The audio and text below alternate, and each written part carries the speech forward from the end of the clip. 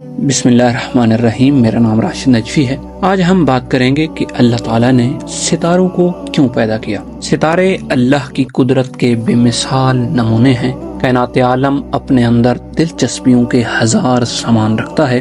یہاں قدم قدم پر عجائبات کا سامنا ہے، لمحہ لمحہ خوبصورتی و رعنائی کے دل فریب جلوے ہیں۔ ذرا شب کی تیرگی میں آسمان دنیا کی سمت ایک نظر ڈالیے، آپ دیکھیں گے کہ ایک چمکتا دمکتا مسکراتا مہتاب اپنی خنک کرنوں سے عالم پر نورانی چادر تانے ہوا ہے، اور مہتاب کے ارد گرد ستاروں کا جھرمٹ اپنی جلوہ آرائی میں مگن ہے۔ شنید ہے کہ انسان آسمان کی خوش منظری سے کبھی سیراب نہیں ہوتا، اور ہو بھی کیسے؟ بھلا کس کا جمالیاتی ذوق اس قدر سطحی ہوگا کہ ماہ و انجم کی دل فریبی اور دلکشی سے اس کا من بھر جائے؟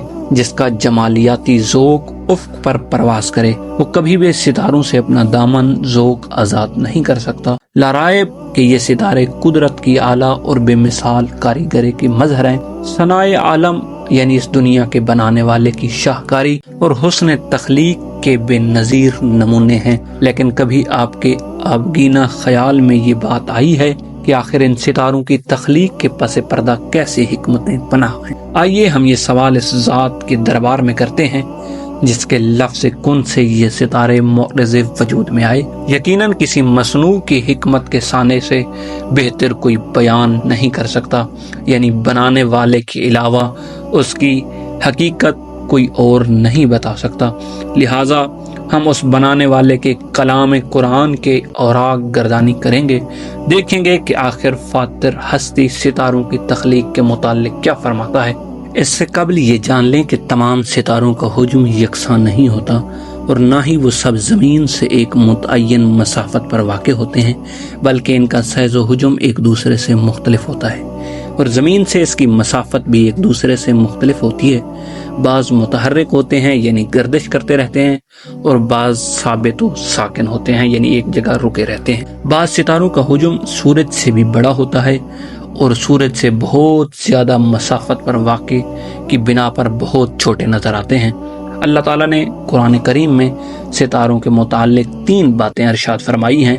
اللہ نے فرمایا کہ آسمان کی زینت اور خوبصورتی کے لیے، دوسرا شیطان کو ستاروں کے ذریعے مارنے کے لیے، تیسرے نمبر پر اللہ نے فرمایا کہ ستاروں کو اس لیے بنایا گیا تاکہ لوگوں کو ستاروں کے ذریعے راستہ معلوم ہو سکے۔ ہم یہ تینوں مقصد جو اللہ نے اپنی لارائب بے عیب کتاب میں فرمایا ہے کہ میں نے ستاروں کو کس لیے بیان کیا، تھوڑا تھوڑا تفصیل سے بیان کریں گے۔ سب سے پہلے آسمان کی زینت کے لیے قرآن کریم میں اللہ تعالیٰ نے ارشاد فرمایا وَلَقَدْ جَعَلْنَا فِي السَّمَاءِ بُرُوجًا وَزَيَّنَّاهَا لِلنَّاظِرِينَ، اور بے شک ہم نے آسمانوں میں برج بنائے اور اس کو دیکھنے والوں کے لیے مزین کر دیا۔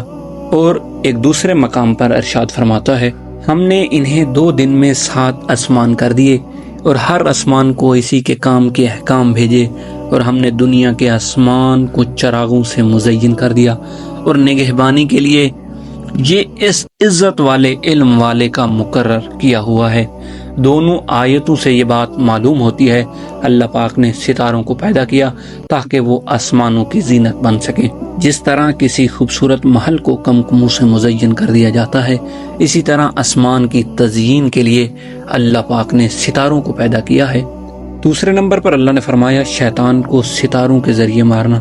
اللہ تعالیٰ نے قرآن کریم میں ارشاد فرمایا کہ بے شک ہم نے آسمان دنیا کو ستاروں سے مزین کیا، اور ہر سرکش شیطان سے حفاظت کے لیے وہ عالم بالا کی طرف کان نہیں لگا سکتے، اور ہر طرف سے ان پر مار پھینک ہوتی ہے بھگانے کے لیے، اور ان کے لیے ہمیشہ کا عذاب ہے، مگر جو ایک آدھ بار اچک لے چلا تو روشن انگارہ اس کے پیچھے لگا۔